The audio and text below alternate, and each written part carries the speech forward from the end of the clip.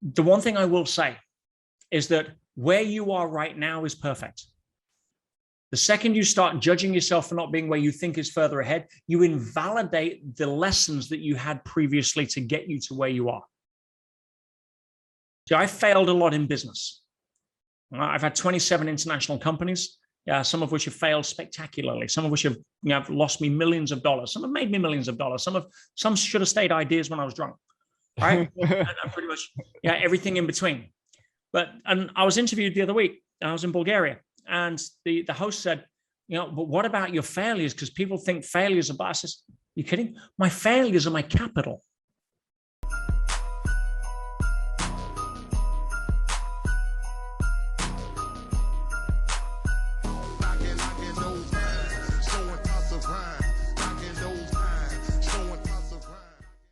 Where you are now may not be where you came from.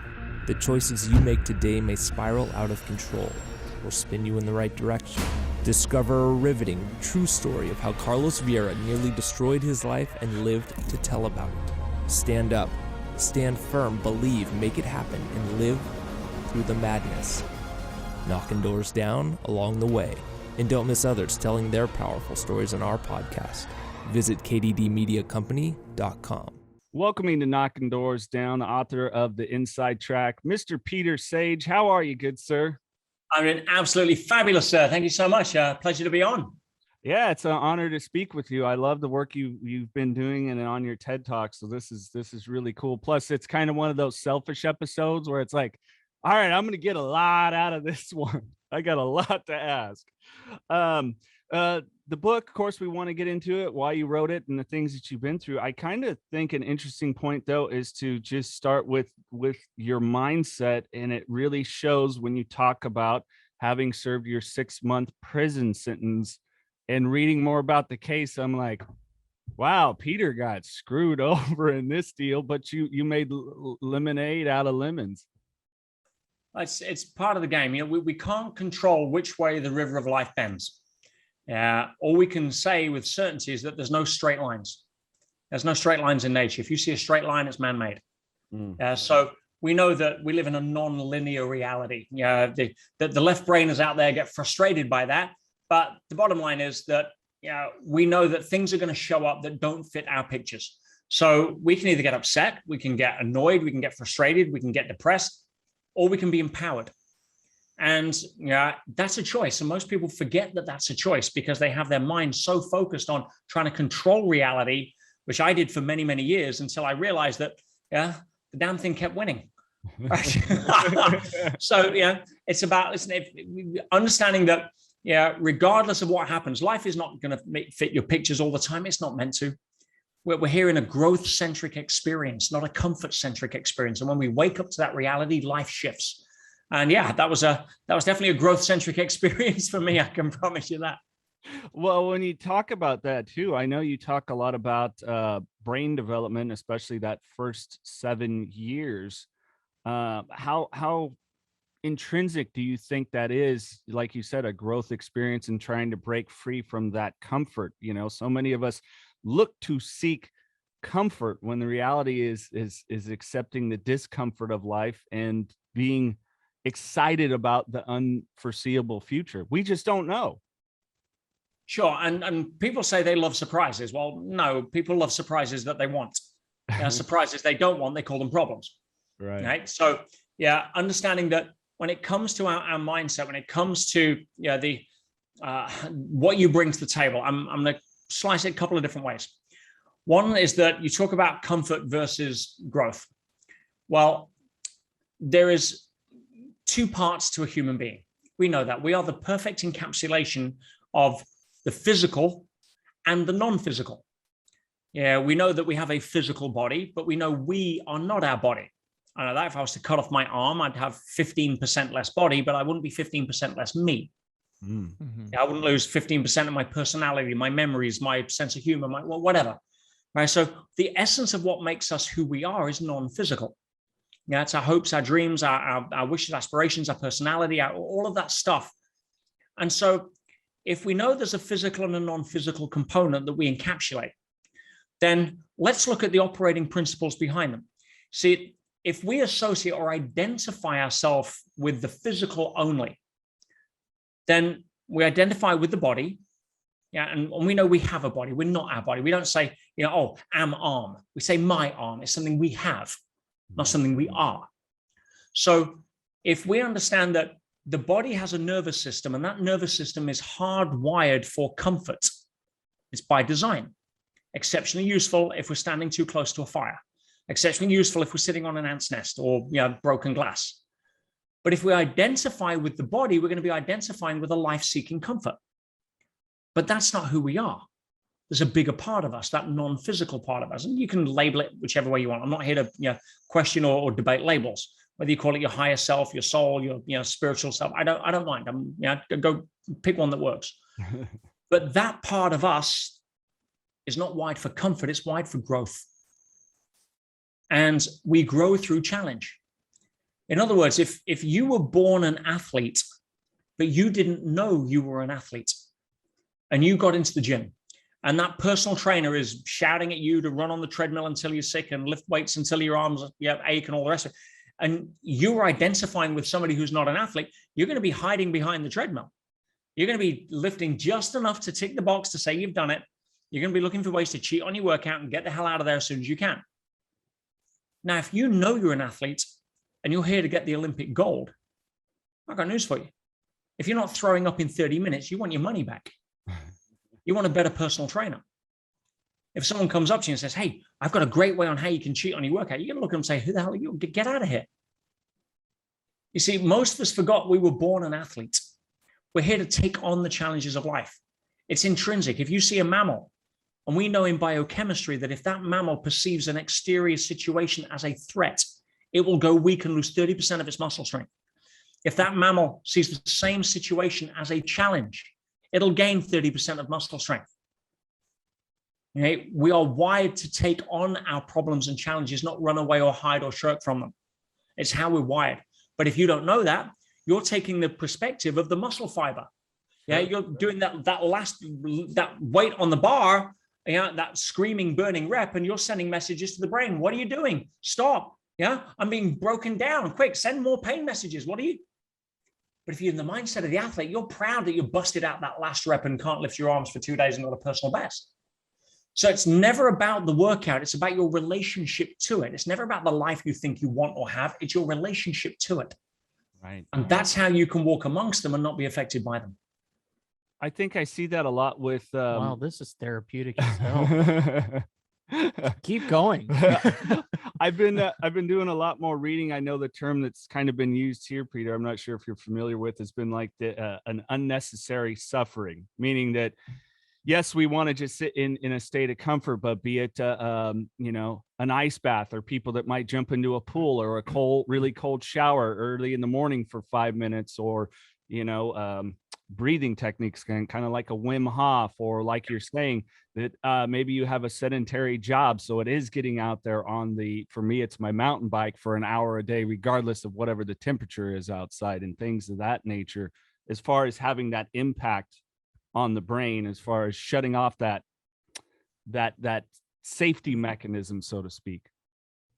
If you're training yourself to seek comfort, life is going to give you feedback that is very discomforting.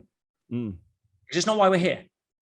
Right now, again, it doesn't mean to say that the whole of life has to be uncomfortable. That's not the game. For example, if I was to say, I say to people, the purpose of life is not to be happy. If you think that, you're in Disneyland. Sorry. It doesn't mean to say that you can't be happy during life, but it's not its purpose. Just like school. If you say, the purpose of school is not to be happy, doesn't mean to say you can't be happy going through school, but it's not its purpose. Mm-hmm. Right? So, the purpose of life isn't to be happy. And as human beings, we're here to experience an entire range of emotions. Right. Now, I didn't want to be happy at my mother's funeral. Right? It was a time to grieve. It was a time to have a cathartic level of experience. But I was doing it on my terms. I wasn't taken down by grief and stuck there like most people get, because they think that life should be happy, and if it doesn't work, then they're taking a victim mentality. Right. So from that perspective, and if you want the secret of happiness, by the way, I can give it you as a bonus. Quite easy. Think happy thoughts. In case closed, don't complicate it. Happiness is nothing more than a byproduct of you thinking happy thoughts. You want an angry life? Think angry thoughts. I mean, that's the formula works. Or watch the 49ers. Either one. No comment. Yeah. But yeah, so if we understand that, learning to seek discomfort or building up a tolerance that's outside of our comfort zone or expanding our comfort zone, probably a better role for that. I mean, I can't wait. I'm doing an ice bath tomorrow morning. I've got a personal ice bath here, and I have ice delivered 2 days a week. Tuesday's one of them. So I'll be in my ice bath Wim Hof style tomorrow. Now, and I love that. In fact, one of the things I was demonstrating to one of the people with me recently was the ability to understand that frequency overrides chemistry. I'll demonstrate. We take something in for granted, although nobody really pays attention to it in the medical profession, called the placebo effect. Sure. Now, it's enshrined in law, but if you actually stop and think about it, what the law is saying is that your beliefs about something have greater power over the chemistry of something. So when I was demonstrating the last time I was in ice bath a few weeks back with somebody I got here was, I'm going to show you how I can get into an ice bath and use my mind to so fully associate to being in a desert that my body will start to sweat. And I was able to sweat and produce sweat on my forehead from 3 minutes in an ice bath. That's not because I'm smart. I practice. Everybody that's available to, but most of the time we're so suckered into trying to seek comfort that we never build those kind of muscles. Now, it's possible because you can go to bed and wake up in a cold sweat from a dream, even though, the room wasn't, temperature didn't change. So, your mind has the ability to override chemistry. Frequency trumps chemistry, right? So, if you're seeking to expand your comfort zone, it's literally about building the muscle, and then you learn to enjoy it. 5150 is power. The power to overcome. The power to persevere. The power to set your life on a course for success. When you're faced with the challenges life throws at you, you focus and do what is needed to go beyond what is required. So stand up, stand firm, believe, make it happen, and live through the madness, knocking doors down along the way. We are 5150. And if you think about it, I talk about different classes of experience. A class 1 experience is something that feels good. It is good for you. It's good for everyone. I learned this from Tony Robbins. I worked with Tony 15 years as one of his experienced trainers. And a class 1 experience, it feels good, good for you, good for the greater good, no downside. Great example, sex. Consensual sex, shall we say? It's good for everybody, right? Totally agree. Can't argue. Then we take a class 2 experience. A class 2 experience is something that doesn't actually feel good, but it is good for you. Good for others, good for the greater good, etc. An ice bath for many people would fall under that category. Exercise for a lot of people would fall under that category. Sure. A class 3 experience is something that feels good, but isn't good for you. Good for others, good for greater good. Smoking, alcohol, drugs, what have you. And then the class 4 experience is something that doesn't even feel good, isn't good for you, isn't good for anything. Anger would be a great example of that, for example. Now, if you really want the key to turning life into this growth-centric experience, focus on taking your class 2 experiences, those that don't feel good but are good for you, and doing them until they become class 1. And we see this. We see this with people that start off in the gym with resentment, and within 6 months, they're a gym junkie. You can't get them out of there. Right. People that start running, it's usually uncomfortable. Now you can't stop, right? People that take up a sport, trying to learn salsa or something like that. It's uncomfortable to begin with, but you go through it, and now it's a class 1 experience. It's effortless. You're circling around the dance floor. So a lot of people are too focused on either usually class 3 experiences and wonder why their life doesn't work. I want something that feels good, even though it's not really that good. Haagen-Dazs feels good. Doritos feels good. Domino's feels good. Netflix feels good. No, you're going to get feedback. And life builds in a rumble strip on the freeway. We know if we drive down the freeway and we're not paying attention, we go off track, we hit the rumble strip. And for a lot of people, let's say they're listening to the music and they're not paying attention. They're doing 60, 70 miles an hour and they kind of drift. And next minute, they're near the Virgin. What do most people think? Well, let's use a health example. I'm just going along, doing my stuff, not really paying much attention. Supersizing my meal too often, taking the ready meal, easy option, blah, blah, blah, convenience foods. And Oh, I hit the rumble strip. I'm out of breath walking upstairs. My pants are a little bit too tight than what they normally are. They hit the rumble strip. Now, what do most people do when they hit the rumble strip? That's interfering with my music. I'm going to turn up the volume. Right? I want a quick pill. I want a fix-it solution. I want a diet soda instead of an, geez, you know, it's like, yeah, wake up to the fact that emotional maturity and biological maturity, my friends, are not correlated. So we don't get to choose whether we mature biologically. That's part of the rule set. Right.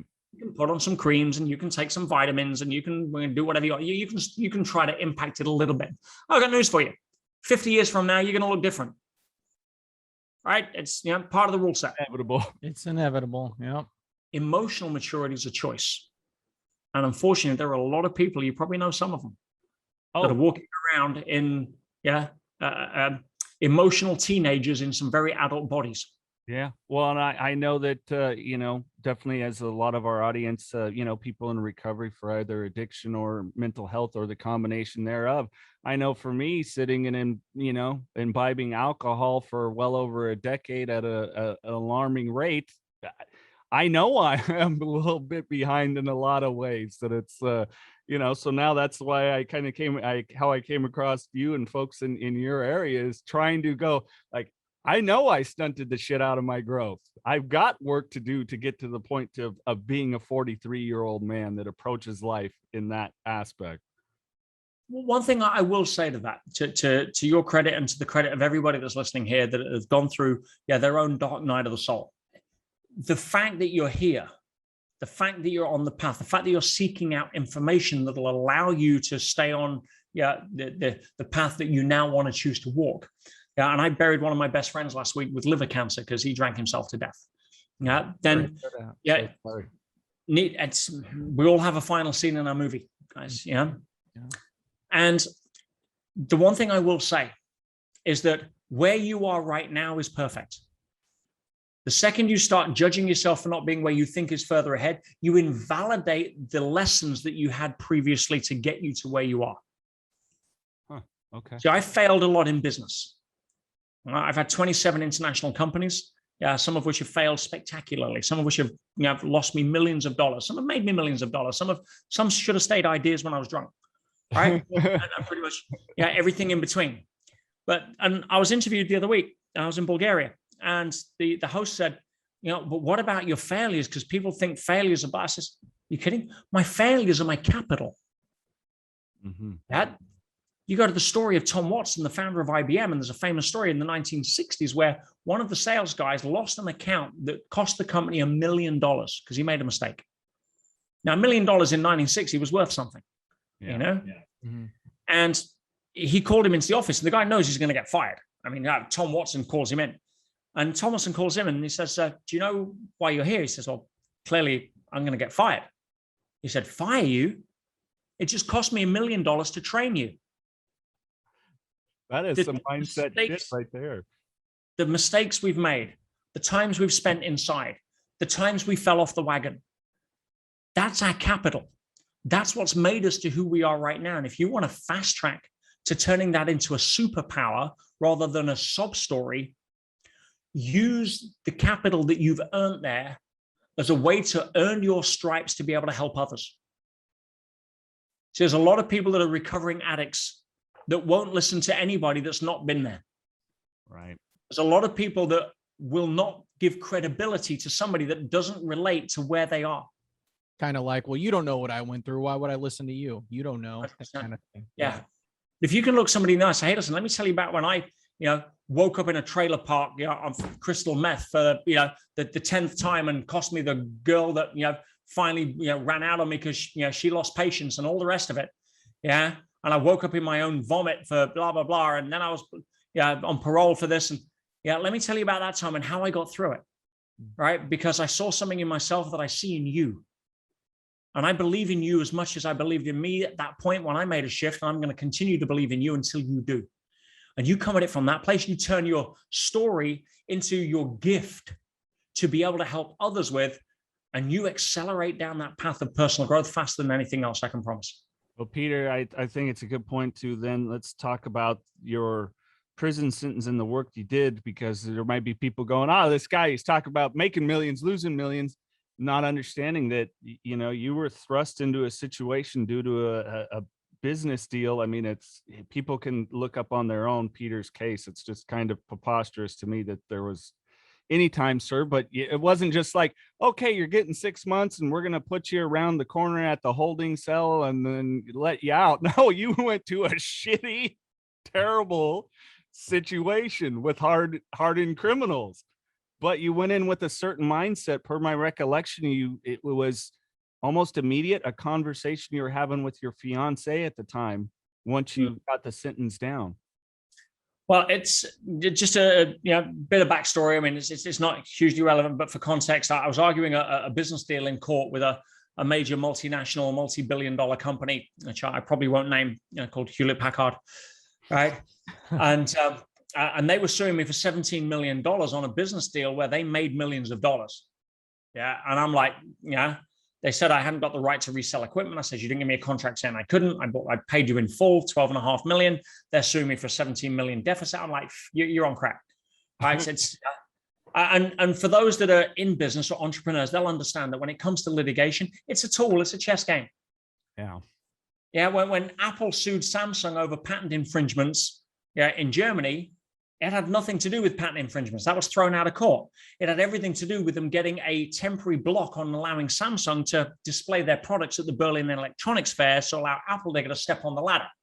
Mm-hmm. Yeah, it's a chess game, right? Hewlett-Packard, served me a contempt application as a leverage to try to get me to settle on a minute fraction, like $100,000. They wanted to try to squeeze extra profit out of the deals I'd already made them profit on, because they didn't like the fact that I'd resold them and made more. Right, even though I was well within my rights to do it. So they threw a contempt of court application. It was a chess move, got nothing to do with the reality of anything that happened. And so I didn't give it that much credibility. And we went to court, and I thought it would get laughed out of court in 5 minutes. And I learned a lot about how the court system works and who can hire the best lawyers. Mm-hmm. They had a $100 million ruthless law firm, and I had the, because they froze my accounts, I had the state-appointed attorney. I mean, talk about in David and Goliath at that level, David got squished. So anyway, long story short, guy though. but long story short, I got sentenced. I did 6 months for contempt of court. Very much. This wasn't a criminal offense. I've never been accused of a crime. I've never been charged with a crime. I've never been found guilty of a crime, and I still don't have a criminal record. All right. I served 6 months as a civil prisoner in the most violent prison statistically in the UK. And when that was, and I lost my business, they awarded all the costs against me, even though I was on legal aid. I walked down the steps immediately, about $350,000 in debt. Wow. Yeah, lost my business. My wedding was paid for in Portofino in Italy, gone. I mean, it's everything, complete crap show. And one thing to understand is you cannot change what has already happened. And most people waste so much energy stressing out. And it's cancerous level of self-talk. If only, what if? Well, that's, you can't do anything. The milk spilled,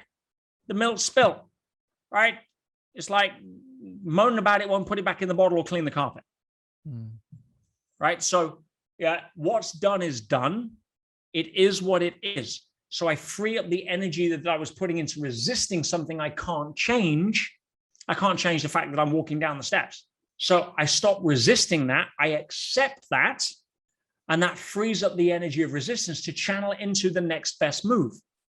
It's not apathy. Acceptance is not apathy.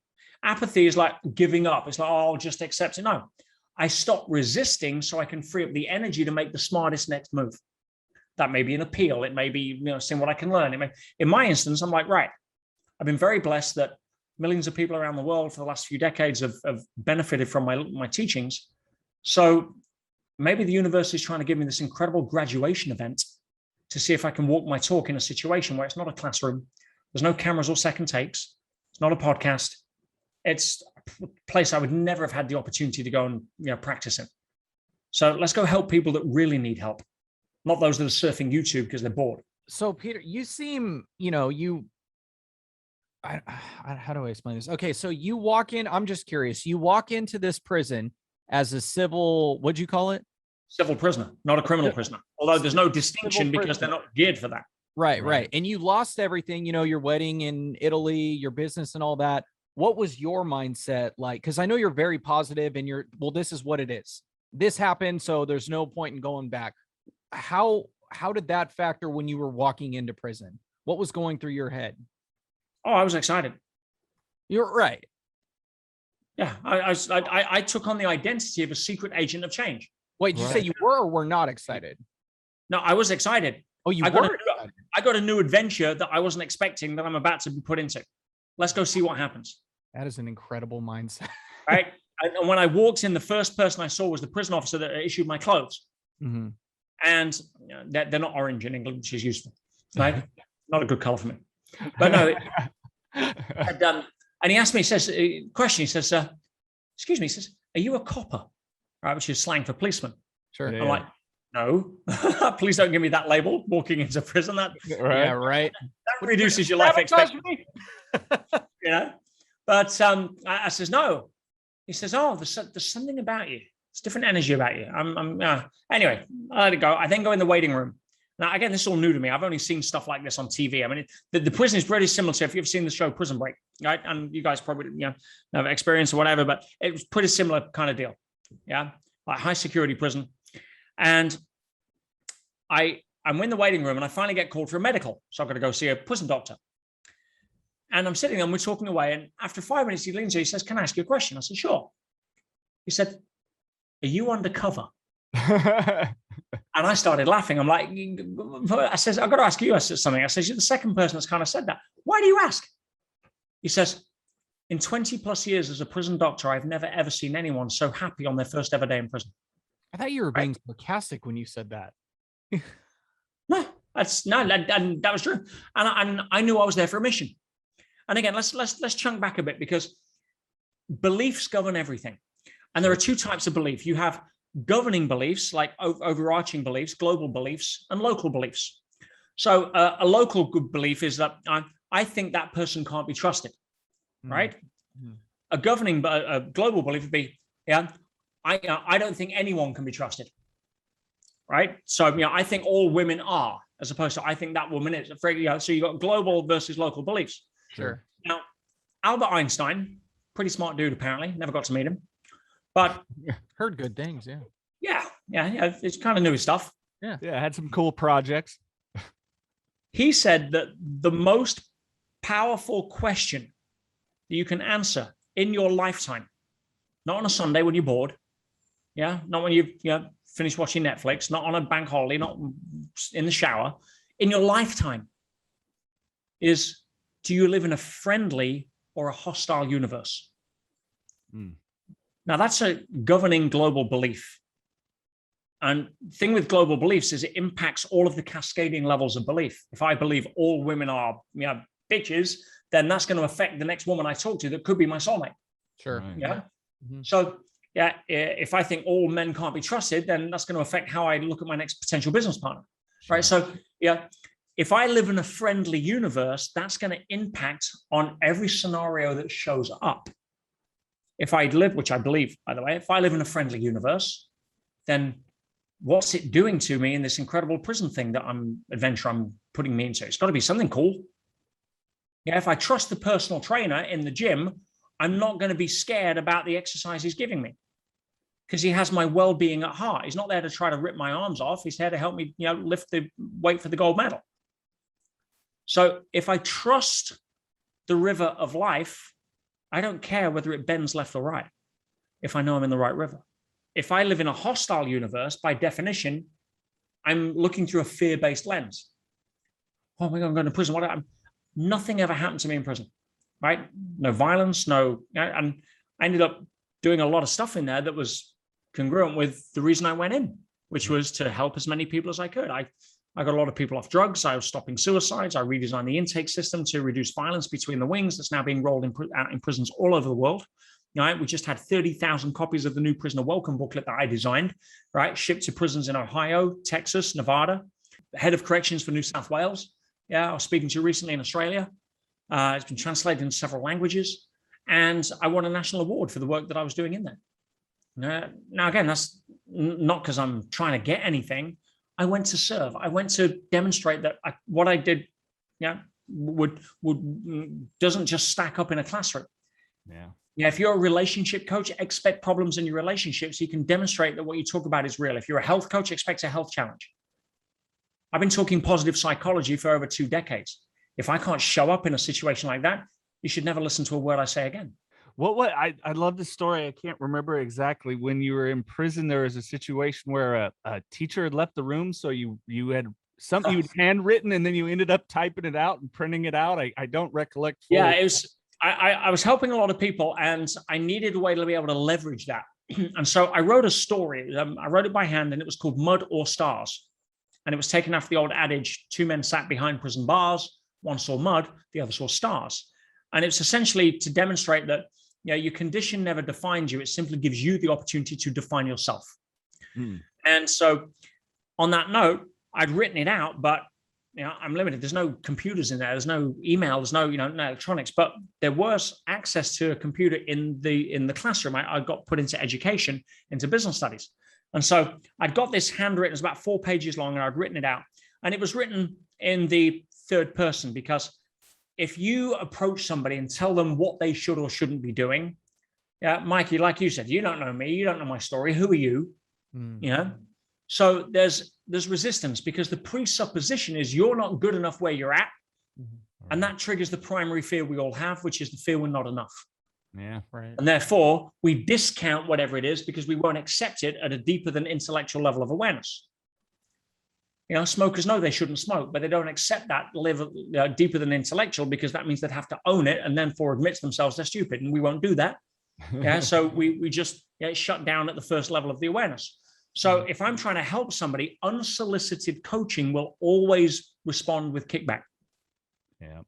But if you're sitting next to a couple of people having a conversation that's not about you, and you're earwigging into that and you're eavesdropping on that, and they're dropping bombs, like, wow, that's really cool. Your defenses are down. You're not trying to say, oh, it's about me, so what do you know? So I wrote this story, third party, about this guy that comes to jail for his first time, deer in the headlights, and he sits next to this wise old con, who they have this conversation in the waiting room that kind of changes this guy's entire life and experience of prison. And it was written by hand, but I needed to try to get it into more people's hands. And I thought, I can only do so much. And I'm in the class that day, and the teacher has to sort of lock us in the classroom because the supply teacher next door hadn't shown up. So they had to go for like 20 minutes. And all the other guys are now searching drawers for like staples or leather or weapons or something they could trade or whatever, right? I've got a computer in front of me and a printer. I'm like, boom. I type this thing out. I hit print 50 copies, right? It churns out. I literally put them under my jumper just as the teacher comes back. And at the end of the class, I walk out, smuggle them out, and I get to my cell and I collate them all. And over the next 2 or 3 days, while I'm walking through the wing, I'm sliding them under cell doors at random. I'm leaving them on a desk. I'm pinning them on a notice board. And it started a movement. Within a few days, you could start to hear some of the most depressed or violent prisoners shouting to each other mud or stars to try to cheer themselves up. And it was very, very profound. The mud or stars is what I won the award for. It's the universe will always help you. I live in a friendly universe. Of course, it was going to engineer some scenario for me to be able to help more people. Why? Because something else I learned from Tony. Power moves to those in direct proportion to their willingness to serve. See, the reason that most people are victim is because they're too focused on themselves. Yeah. What's wrong with me? My problem. Yeah. Let me tell you about my story. Right? Well, nobody cares about it. So in fact, I'll put it this way. 80% of people don't care about your problems. The other 20% are glad you have them. Yeah, I read that. I couldn't agree with that. I couldn't agree with that more. Yeah. It's nobody cares. They're all starring in their own movie. Why do they care about yours? Just because you're in a soap opera, a drama, a horror show, right? And you want to pull people into your journey? No, who wants to visit that? So, from that perspective, if you're focused on how do I help, how do I serve, not from a martyr perspective, then I'll finally be good enough and they'll love me or accept me, or no, but from a genuine place of wanting to add value, irrespective of keeping score of whether they return it or not. The universe steps in. Situations present themselves. Synchronicities occur. things line up. The outer world rearranges itself in ways that supports your intent, not blocks you from it. Mm-hmm. Power moves to those in direct proportion they're willing to serve. And that's what I said. Those that have gone through addiction or prison time or whatever, start thinking, how can I use this to help others and inspire them? That's one of the things I did. One of the first people I met, right? He was a hardened criminal. He was kicking back at the system, and shouting about how bullshit this whole thing is and all the rest of it. And he talks about the fact he's got a 3-year-old son. I picked up a conversation with him and says, well, I think you've got an amazing opportunity to give your son an incredible lesson here. So what do you mean? He says, well, hey, listen, we all make mistakes, but your son's going to make mistakes too. But if he looks at what happens to his dad when his dad comes out, and he goes starts that deli, you're just telling somebody that you could do a better job of making sandwiches because you love to make sandwiches and you want to open a deli one day. You go do that despite what's happened here. What kind of lessons do you think a 3-year-old could get in school at that level? They can't. But for you to be able to do that as an opportunity, boom, this is giving your son the greatest gift ever, rather than focus on the fact that you're missing him this Christmas. Right. There's always a way to shift it. I got to know, Peter, what were you like growing up? Because talking to this man now, it's like, I just picture your parents being the most awesome freaking people on the planet, but I'm the most positive, right? Too. It's like, I wish I could have met young Peter. I have to know what was growing up like for Peter. Interesting. Great. I was actually quite shy. Would you believe? I'm taking lessons to get over it. Don't worry. but no, my mother was actually a special minister for the Catholic Church. She was very religious. Oh. In fact, when she passed away, just before she passed away, 11 years ago, she actually received a letter and an apostolic blessing from the Pope. She was that level. Oh wow. My father was an atheist, former gang leader. Kind of went the other way on that one, huh? Yeah, interesting dichotomy, right? Yeah, I'd say so. One thing that it taught me in hindsight was that neither of them ever tried to superimpose their own model of the world onto the other. Mm. Yeah. I mean, you're never going to convince my dad to show up to church on a Sunday. He went to church when he got married. That was it. Mm-hmm. Yeah. But he would also be happy to welcome mom and what he called the God Squad, right? Her friends, right? Yeah, happy to welcome them into the home. Yeah, he'd go down to the bar, but he'd never judge them. It's what they did. Sure, yeah. Right? And so the level of tolerance was something I think vicariously I took on as a way of understanding other people. One of my early ambitions was actually to join the parachute regiment, be a paratrooper. I saw a TV show when I was 10 years old on the paras, and it kind of got fixed. So I joined the cadets when I was 13, actually 12, lied about my age. And so I had some formative years from the ages of 12 to 17. I became one of the top senior cadets in the UK. I was attaché to the Queen. I met the Queen. I was national shooting champion. I was the youngest qualified instructor in the history of the British Army Cadet Force. And what that did, it taught me a lot of things as a young man. It taught me discipline. Yeah. It taught me how to get up in the morning. It taught me how to value fitness. It taught me how to teach. And so I see that as playing a very formative role. School didn't. I'm not that clever. I couldn't spell MBA. Yeah, I got out of school at 16. Yeah, so for me, the academia side was never the path I was going to go. My dad was an entrepreneur. He owned his own job. He employed a couple of people. He had a junkyard for 20, 30 years. My mother was a youth worker, but they held a space for me. They did the best they could. And one of the proudest things I did as a son is when my parents divorced when I was in my 20s. I bought the family home because I didn't want to lose it, and I bought them a house each to move to. Every son wants their parents to be proud, but I also recognize that not all people have what you would call model parents. Sure. My parents weren't model parents, but I didn't suffer child abuse. But I've also seen a lot of people that went through levels of trauma because mom was an alcoholic, dad was abusive, dad was never there, whatever it is. And I've seen people have those scenarios and become a victim for their life. And I've seen people have the exact same scenarios and become an inspiration for others by saying that'll never happen to my kids. Yeah.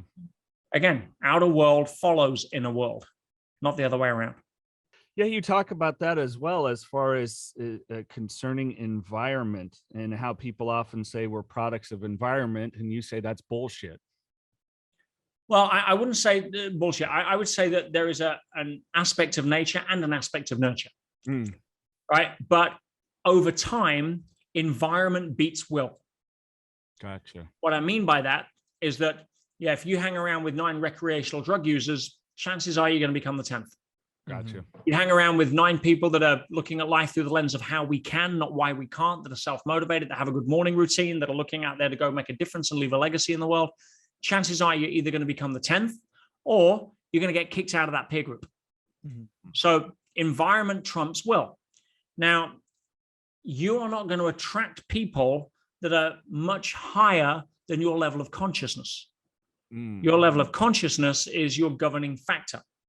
And so if you're aspiring to be a 6-figure earner, then hanging around with people that are aspiring to be 6-figure earners is a good move. You're not going to attract 6-figure earners to suddenly become your best pals because you're not at that level. You don't believe you're worth it yet. If you did, you'd already be earning it. Right? But yeah, environment beats will. Now, there are exceptions because you can choose in the moment to change environments. Sure. But you can have all of the best intentions for staying warm, and I can teach you strategies from running on the spot and drinking warm soup and buying warm clothes. But if you live in a deep freeze, it's going to win at some point. Yeah. So yeah, environment beats will. But you are also carrying a lot of the childhood programming that we get, because 0 to 7 is very formative years. Absolutely. We don't have the ability to question a lot up until we're 7. I say question. Yeah, kids question everything, but it's out of curiosity. It's not out of critical thinking. See, critical thinking gets turned on about 7 years old. Makes sense. Yeah. We don't have the ability to have the experience up to that point to have access to critical thinking. So we live at a brainwave, status of between 1 and 7 hertz, 7 cycles per second, which is anywhere between delta and theta. Now that's where we dream, and when we dream, we don't have critical thinking. If we did, we'd like, hang on a minute, there's Uncle Fred. He died 5 years ago. What's he doing here? Oh, must be a dream. Oh, look, there's an Alsatian that's flying. No, we don't have those conversations when we dream. We just accept everything without any critical thinking, unconditionally. So when we become 8 and older, we start to develop access to the front part of our brain, our neocortex. And that way we can start having critical thinking. But prior to that, we're basically walking around in hypnosis. We're being programmed. If you watch mom and dad growing up argue over money, and you link money to loss of love, you're going to give money away as soon as you get hold of it, because if you value money more than significance, you don't want, if you value connection, more than significance, you don't want money because you've got an unconscious belief that's going to sabotage it, because you've got intrinsically linked money from an early memory that you didn't have the ability to question, that's now imprinted, into thinking that people are going to shout at you or judge you or not be nice to you or be mean to you. Right? If you're growing up and the only way to avoid your alcoholic father from hitting you with a belt was to do everything he said, you are going to be a people pleaser. You are going to not question. You're going to avoid conflict. You're going to be very uncomfortable. You are going to not have boundaries that you really need to be able to have. You're going to attract people that will take advantage of them. So the formative year programming is a big part of that. And it is available to change. There's many modalities to be able to do it. The first one is to just do an inventory of what your beliefs are. And most people don't do that. You ask them the question, what do you believe about money? I don't know. Well, then think. Spend 20 minutes and ask the question, what do you really believe about money? Then ask the question, where does that belief come from?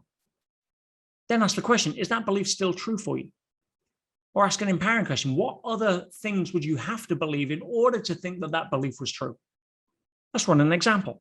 What do you believe about money? I believe you have to work really hard to get it. Okay. Where's that belief come from?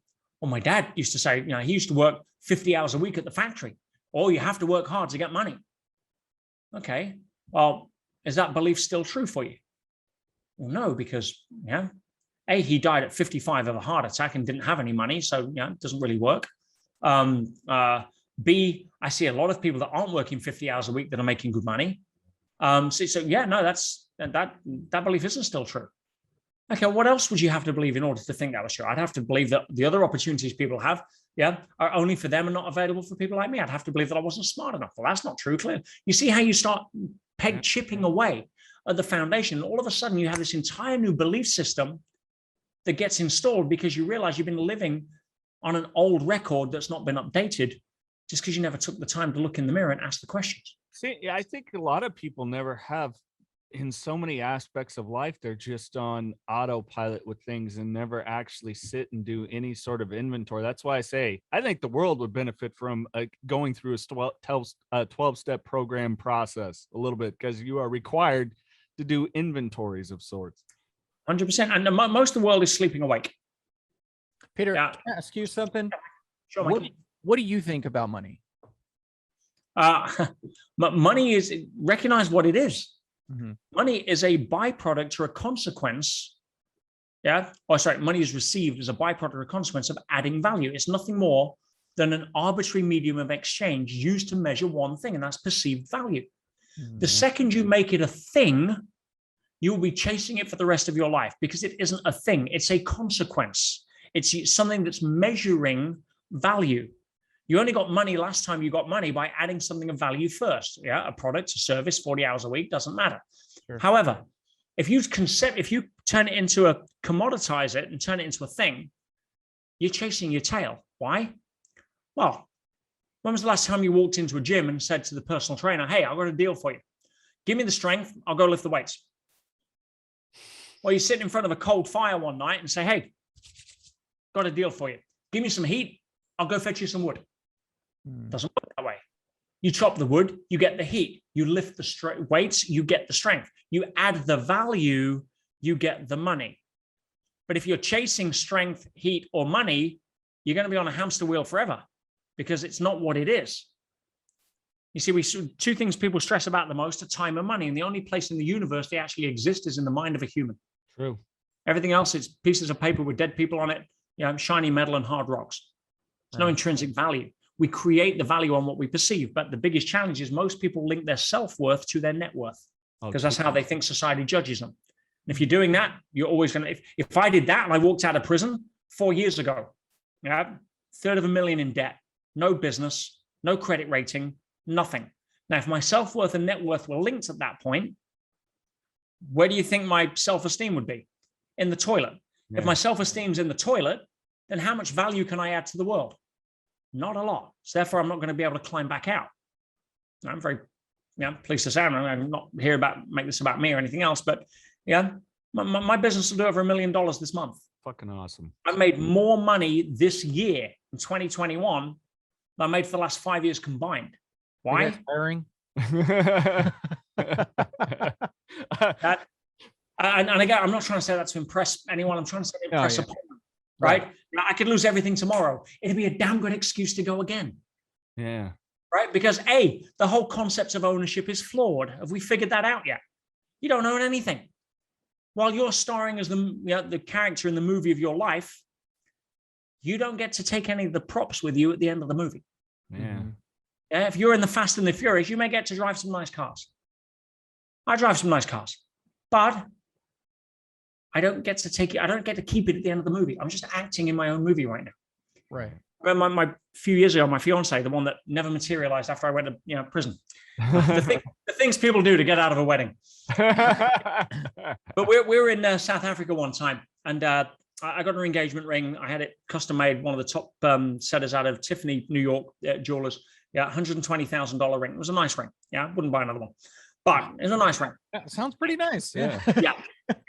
80 odd stones in the ring. And it had a halo of pink sapphires and blah, blah, right? It was part of the Great Gatsby selection from Tiffany. And we're swimming in this river in South Africa on the Garden, and it's a special river. It's the color of Coca-Cola. Now, it's a mineral in the rocks that turns out you can drink it. It doesn't taste like Coca, thankfully, but it just turns the water a certain color. And anyway, we stopped for a swim, wear crocodiles, that kind of fun. But we got out. I live in a friendly universe. I'm got to worry about crocodiles. And all of a sudden, I hear a scream. I'm like, "What's going on? What's wrong?" She says, "Oh my God, one of the stones had fallen out of the ring, somewhere in the river." Now, you ain't gonna find it in a Coca-Cola colored river. I'm out of, right? That shit's gone. That's gone, right? And she's all upset. I says, "Honey, don't worry about it." She says, "What do you mean? I've lost my stone." I'm like, "Wasn't your stone?" She says, "What do you mean? You gave it me." Right? Who's this? honey, that stone's been around for 20 million years. It's going to be around for another 20 million after you've gone. What makes you think you own it? Wow. We get so caught up in what we perceive to be a possession because we think the more stuff we have, the more society will value us. Well, most people don't care enough about you to bother to give an opinion. Why? Because they're too busy being worried about what they think you're thinking of them. You know? Yeah. I'm doing well now, but I'm doing well, not because I'm trying to do well, because I'm trying to find folks. How many people can I add value to? When I put the book together, right, this was never, ever meant to be a book. This is the 11 letters that I wrote to my private high-level students from inside prison every 2 weeks because I wanted to add value to them. Yeah. I was like, I don't know what's going to happen. First letter, guys, don't worry about me. I'm just on location for 6 months filming the prison scene in my movie. That's what I wrote in the letter. Right? It's a graduation event. Let's see where it goes. But I'm going to take you with me on a case study here to see what happens, because I'm going to try to hopefully have opportunities to demonstrate what I've been teaching you guys on stage for the last 8 years, that it works in the real life. Because if I can make it work in prison, what excuse you got when you lose your job, or you have a row with your spouse, or your kids depressed because they didn't get a test score? So every 2 weeks, I wrote these letters giving them an update, showing them the techniques that I was using. How do you get somebody off drugs? How do you stop somebody committing suicide within 10 to 15 minutes permanently? Not in the moment. You can change anybody in the moment. But when they go back to the cell and think the same thoughts that cause the depression and the suicidal tendency, how do you shift that permanently? Well, I spent 15 years working with Tony at all of Tony's events. I dealt with a lot more crazies in there than I did in prison, I can promise you. Right? Right? And so all of the techniques, all of the tradecraft, all of the stuff I was needing to use on myself to stay sane, to stay motivated. Were the times I was depressed? Of course, I'm human. Were the times I doubted myself? Of course, I'm human. The times I cried, I put it all in the letters. Yeah, why and how I got myself back on track, how I built myself back up. Because it's not about never falling off the horse. It's about how do you get back on. When you fall off, where do you live? Where do you visit?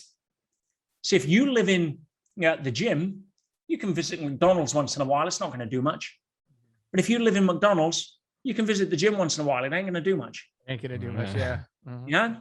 If you live in stress and fear and anxiety, you might be able to visit happiness and joy once in a while, but it's a completely different life to living in joy and occasionally visiting unhappiness. So how do you do that? So that's what I wrote down. And when I came out, they said they'd learned more from these 11 letters than, again, following me around the world for the last 2 years. And I had to share it with the public. I'm like, guys, these are private letters. It's never meant to be a book. This is for you guys. They're like, listen, it's going to help a lot of people. And I listened. I'm like, that's my hot button. Let's do it. We published it. It went bestseller in 2 hours. It went Amazon #1 in 4 hours. It outsold 4 suppliers on the first day, sold to 40 countries on the first day. And if you have a look at any of the reviews on Amazon, Goodreads, Kindle, Audible, iBooks, it's changed the life of pretty much everybody that's read it. And I had no idea walking into prison, the gift that I was able to give myself and the world through going through those 6 months in what would perceive to be a traumatic, total loss, catastrophic reset, call it whatever you want.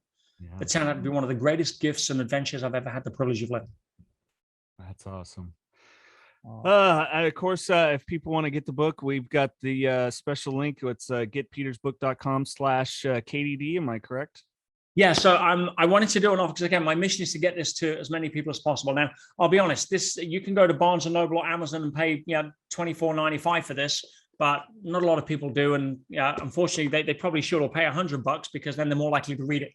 But right. I'm going to believe that if the kind of people that are watching this are the kind of people that want to commit to themselves and will actually act on something. So I'm going to give every single person a copy of this as a gift from me. The only thing I'm going to ask is cover a little bit towards the shipping. Give me $10.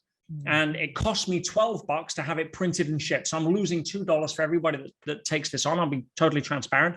But I've had a couple of thousand copies printed for you guys set aside so that I can cover anyone that's listening here that wants to get a copy of this that doesn't have $24.95 or then, if you reach up, I'm going to reach down. Yeah, let's do this together. And again, the tagline, as you can see there, an ultimate guide to conquering adversity. And a lot of people right now are suffering from adversity in the global climate. A lot of people need the map to get out of the maze. And this provides a step-by-step handbook of what are the tools that I was using step by step, the phrases I was using, the beliefs that I was adopting, the techniques I was using. If someone approaches me with violence on the wing, to diffuse that. Yeah, how do you practice lying awake in a bunk for 6 months, having lost everything and still crying with tears of joy and gratitude? Well, I put it all in there to help as many people as I can. And I want to give that away. Yeah, getpetesbook.com/KDD. And yeah, I've got couple of thousand copies there waiting for anyone that wants it. That's incredible. I want a copy. So. Yeah, me too. Take advantage. I am a reader.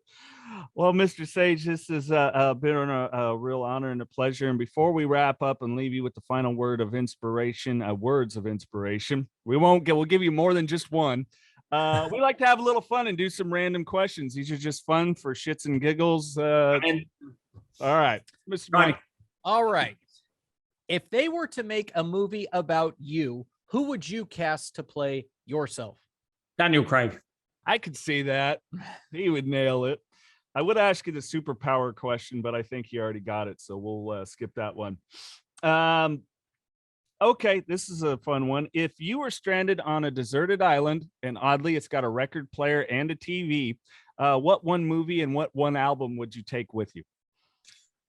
Oh, album probably be Bon Jovi, Slippery When Wet, just because I'm old school at that level. That's what I play in the car when I really want to drive. Bon Jovi I would not have seen that.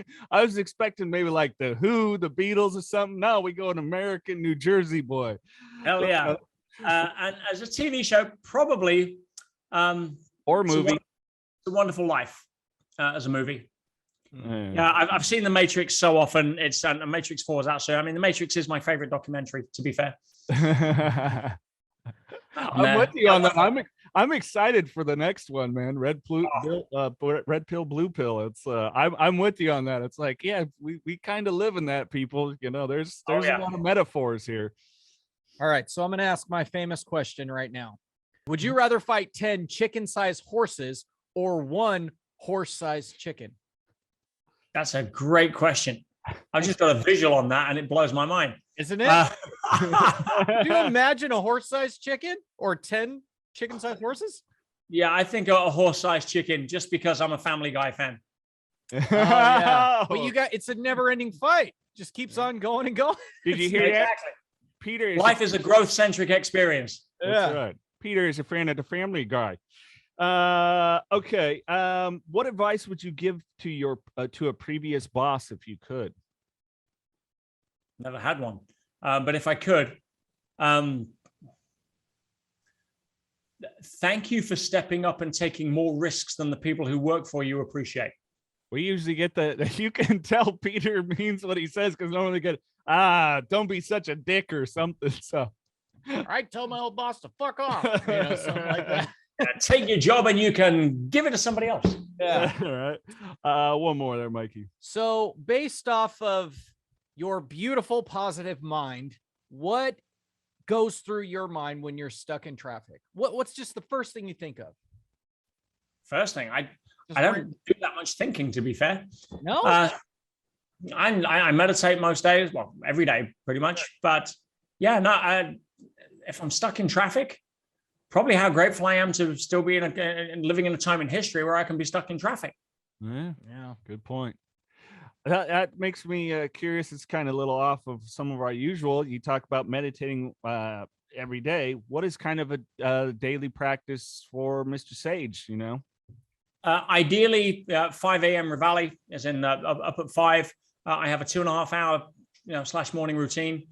First thing I'll do is I'll hydrate and do a bit of spine stretching. Then I'll sit and do my reading.